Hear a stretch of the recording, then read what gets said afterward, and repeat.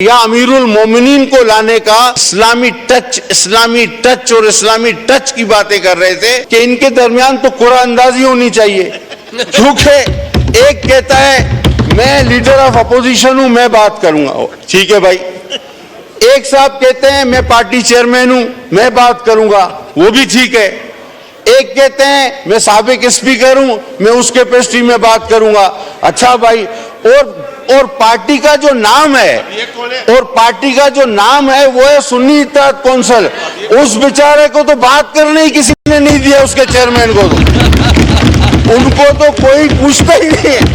अभी मैं ये हैरान हूं, हमारे चेयरमैन साहब ने कहा, नए चेयरमैन साहब ने, दोनों चेयरमैन है मतलब उनके चेयरमैन एक ही बात है, बड़े भाई हमारे, उन्होंने कहा कि मुझे पसंद थी जमात इस्लामी और एमक्यूएम, ओके, लेकिन इलेक्शन लड़ा इन्होंने पीपल्स पार्टी के टिकट पे चेयरमैन, और फिर गए ये पीटीआई में, चेयरमैन बने पीटीआई के और शामिल हो गए सुन्नी इत्तेहाद कौंसिल में। ये तो पूरा अलजबरा का सवाल है सर, अगर इसको छाप दिया जाए तो स्टूडेंट फेल हो जाएगा। आप ये मतलब कहां से ये बातें आ रही हैं?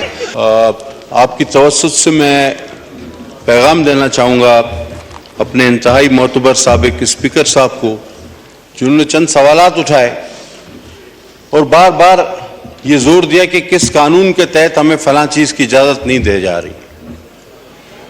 तो मैं ये अर्ज करूंगा कि जनाब ये वही कानून है जब हम आपके दफ्तर के बाहर सारी रात बैठे रहते थे बशमूल खवातीन के, और प्रोडक्शन आर्डर जारी नहीं होता था, आप पिछले दरवाजे से निकलकर चले जाते थे, हमें पता चलता था स्पीकर साहब चले गए। ये शायद उसी तरह का कोई कानून हो, या ये उसी तरह का शायद कोई कानून होगा कि हमारी अमेंडमेंट्स जमा होती थी, 40-40 दिन बिल एक दिन में पास हो जाते थे। अमेंडमेंट को पहली बार रोंदा गया, जमा शुदा अमेंडमेंट्स को, शायद ये उसी तरह का कोई कानून हो। या आप कहते हैं कि 85 की मजलिस शूरा से भी इस असेंबली को आप कमजोर समझते हैं। मैं समझता हूं पिछली असेंबली, जब आप सबको बखूबी पता है कि वो किस तरह उसके कोरम पूरे कराए जाते थे, मेंबरान लोकेशंस भेजते थे किसको कि जी हम पहुंच गए, हमारी जान छोड़ दो, हम पहुंच गए, हम बिल पास करने पहुंच गए, हमने कोरम पूरा कर दिया है। आज भी वो मेंबर यहां मौजूद है और बहुत सारे खुलकर बताएंगे कि किस तरह ये असेंबली 2018 से 23 तक चलती रही, बल्कि 22 तक ये किस तरह चलती रही। लेकिन मुझे इस पर कोई एतराज ना होता कि गिला किया जाता हुकूमत सिंध से। अब मुझे नहीं पता कि वो क्या मसला है, लेकिन आपने नाम लिया हमारे पार्टी चेयरमैन का, जिनका ना कोई इजाजत देने से ताल्लुक, ना कोई जलसे के हवाले से उनका कोई एतराज। वो एक पार्टी चेयरमैन है, गवर्नमेंट अलग चीज है, पार्टी चेयरमैन अलग चीज है। और जनाब आपको कोई इजाजत कैसे नहीं देगा? आप तो तैयारी कर रहे हैं कि जेल पर हमला करके अपने चेयरमैन को वहां से छुड़ाएंगे। तो आप तो बड़े जोरावर लोग हैं, आपको कौन रोक सकता है? बाकी आपने रिवायतन कराची वालों से एक, मेरे ख्याल में शायद नफरत का जो एक रिवायती इजहार है वो किया। देखें, हम भी आपके भाई हैं, आप लोग इलेक्शन जीते हैं, तो आप ये मत समझें कि सिर्फ इलेक्शन केपी में हो रहा था, इलेक्शन पूरे पाकिस्तान में हो रहा था। नताइज कुछ आपके हक में भी आए हैं, कुछ दूसरों के हक में भी आए हैं।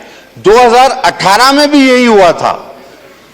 सर मैं आपको आज अपनी मिसाल देता हूं, पूरे सिंध में 2018 में एक दिन में मेरी 3 बार रिकाउंटिंग कराई गई कि किसी तरह इसको हराया जाए। 3 days and 3 nights आवाज, मैं हब से बेजा में था आरओ ऑफिस में 2018 में, लेकिन हमने एक सियासी वर्कर की तरह उसका मुकाबला किया और इस शाइस्तगी को, इस हाउस के तकद्दुस को हमने अपने इस हाउस की जमहूरियत की बका को कभी अपने हाथ, इस दामन को हमने अपने हाथ से निकलने नहीं दिया। लेकिन आज जो आज जो हम देख रहे हैं, जिस तरह एहतजाज होते हैं, होने भी चाहिए, हमने भी किए हैं। मैंने एक बार एक जसारत की थी, शायद कुछ यादें माजी भी आ जाए जो कि अजाब ही है। मैंने जसारत की थी, मैंने अप्रोच किया था।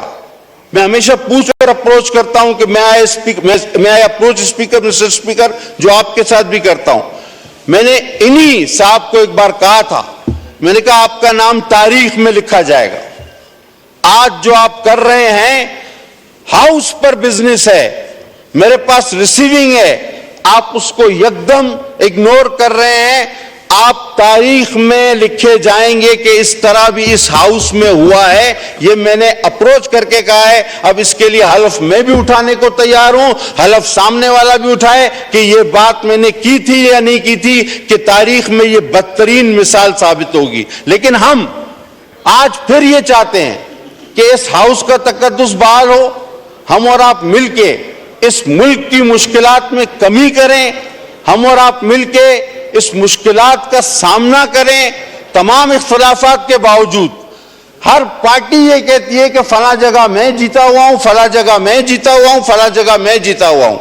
अब आप अगर ये समझते हैं कि सारी जगहों पर आप जीते हुए हैं, तो फिर आप ऐसा करें मेरे भाई कि आप की सारी सीटों पर अपने लोग बिठा दें, और जो आपका एक ख्याल था प्रेसिडेंशियल फॉर्म ऑफ गवर्नमेंट या अमीरुल मोमिनीन को लाने का, कि जिसके लिए आप इस्लामी टच और इस्लामी टच की बातें कर रहे थे, वो आप कर लें। देखिए 4 साल में आपको इतना ज्यादा हमेशा एडवांटेज मिला, हमेशा मौका मिला, हमेशा आपके साथ ताउन हुआ। हर एजेंसी का, हर ताकतवर इदारे का आपको कोरम पूरे करके दिए, मैंने कहा ना। लेकिन उस 4 साल में आपने करोड़ों नौकरियां दे दी, लाखों घर बना दिए, हजारों डैम बना दिए। तो जनाब इस मुल्क के अवाम भी इतने कजजहन नहीं जितने आप समझते हैं। आप अपनी रिवायात को अगर थोड़ी देर के लिए याद करें, 5 मिनट के लिए, तो बखुदा आपको ये हाउस और आप स्पीकर साहब जिस तरह इस हाउस का तकद्दुस बरकरार रखने की कोशिश करते हैं, पूरा मौका देते हैं वहां पर। हालांकि मैं ये सोचता हूं कि इनके दरमियान तो कुरान अंदाजी होनी चाहिए, क्योंकि एक कहता है मैं लीडर ऑफ अपोजिशन हूं, मैं बात करूंगा, ठीक है भाई। एक साहब कहते हैं मैं पार्टी चेयरमैन हूं, मैं बात करूंगा, वो भी ठीक है। एक कहते हैं मैं साबिक स्पीकर हूं, मैं उस कैपेसिटी में बात करूंगा। अच्छा भाई, और पार्टी का जो नाम है, और पार्टी का जो नाम है वो है सुन्नी इत्तेहाद कौंसिल। उस बेचारे को तो बात करने ही किसी ने नहीं दिया, उसके चेयरमैन को तो उनको तो कोई पूछता ही नहीं है। अभी मैं ये हैरान हूं कि ये पार्टी कौन सी है। अच्छा, अब आपको एक सर मजेदार बात बताऊं। हमारे इस नए चेयरमैन साहब ने एक बात की। अब हमारे नए चेयरमैन साहब, मुझे बड़ा एहतराम है उनका, एक बात की। उन्होंने कहा कि सर मैंने इंटरप्ट नहीं किया, मुझे बात करने दिया सर, मुझे बात करने दिया। हमारे नए चेयरमैन साहब ने एक बड़ी जबरदस्त बात की अपनी एक तकरीर में, मुझे बड़ी पसंद आई। हमारे चेयरमैन साहब ने कहा, नए चेयरमैन साहब ने, दोनों चेयरमैन है, मतलब उनके चेयरमैन एक ही बात है, बड़े भाई हमारे। उन्होंने कहा कि मुझे पसंद थी जमात इस्लामी और एमक्यूएम, ओके, लेकिन इलेक्शन लड़ा इन्होंने पीपल्स पार्टी के टिकट पे, चेयरमैन, और फिर गए ये पीटीआई में, चेयरमैन बने पीटीआई के और शामिल हो गए सुन्नी इत्तेहाद कौंसिल में। ये तो पूरा अलजबरा का सवाल है सर। अगर इसको छाप दिया जाए तो स्टूडेंट फेल हो जाएगा। आप ये मतलब कहां से ये बातें आ रही हैं? और सर आप सीनियर आदमी हैं, अभी आपसे थोड़ा सा हौसला, थोड़ा सा तसल्ली रखें। मैं कोई ऐसी बात नहीं कर रहा, मैं तो इस हाउस को जरा सा पिछड़ा वक्त याद दिला रहा हूं। पटेल साहब, अगर याद है, एड्रेस द चेयर और प्लीज वाइंड अप कीजिए। सर मैं तो इस उसूल का कायल हूं कि मैं एड्रेस ही चेयर को करता हूं, लेकिन अगर दोनों जानिब से इस पर अमल किया जाए तो ज्यादा बेहतर है। हकीकत बात यह है सर, हकीकत बात यह है कि इस वक्त जो हालात है ना, वो मैं आपको तुफैल न्याजी की जुबान में अगर बयान कर दूं, वो कहते हैं कुछ शौक दी यार फकीरी दा, कुछ शौक सी यार फकीरी दा, कुछ इश्क ने दर दर रोल दिता, कुछ दुश्मन का कुछ का कसर ना छोड़ी सी, कुछ जहर रकीबा गोल दिता, कुछ